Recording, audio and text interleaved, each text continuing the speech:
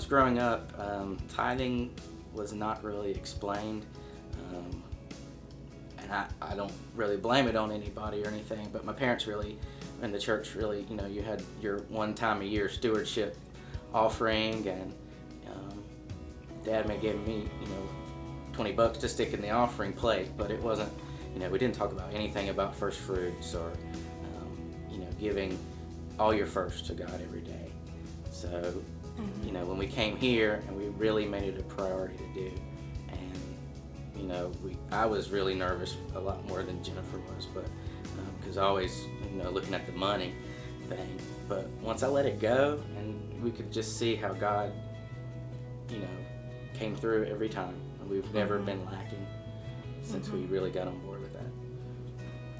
I think as far as tithing, I'm kind of like Matthew with that. When we were growing up, my parents were in church. I'm sure they were giving money, and I can remember Daddy putting the envelope in their offering plate, but it wasn't something that I was really taught to do. When I had my money, I could do what I wanted to with it. I wasn't taught as a child to give my 10% to God or to save any money, and that's not criticism on our parents, but it might have been how they were brought up as well. So I think the first time we went through the Blessed Life and we went through Mind Your Own Business, that was just an eye-opener for us. That it's not just something that you do, it's something that God expects you to do, and God wants your best and your first, not just your finances, but your time and just the first, what is it that Pastor Matt and Martha say, the first minute of every day, the first day of every week, just to make sure that you're very diligent in doing that was a big thing for us.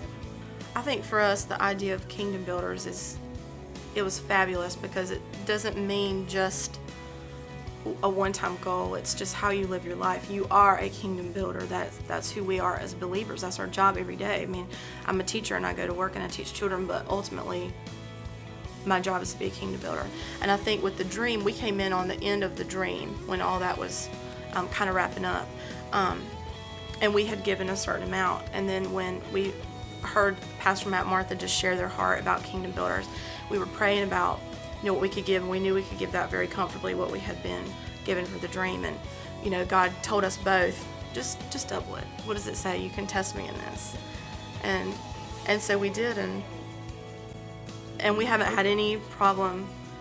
God has provided every time. So when God tells you to give something, He's not telling you something that wouldn't be possible. You just have to trust Him and believe Him that that's what He wants you to give. Because the tithe is, your obedience to Him, and it's giving what we're commanded to do.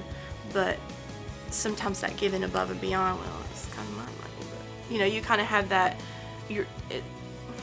It's just maybe a little more difficult to give that, but it's a lot of fun to do it too and see what God is going to do.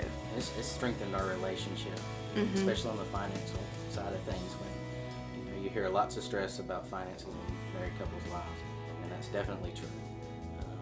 But we've seen God be faithful with us. Through this, it's just been awesome. And it's not now, what do I want to do with the money, or what does He want to do with the money? Where should we invest this or do this? Okay, what does God expect us to do? And so it's a more unified path, I think, that we follow with our finances. But we just attribute that to just God's blessing us, not only financially, but in our marriage and in what we're able to do here at church and how we're able to help others.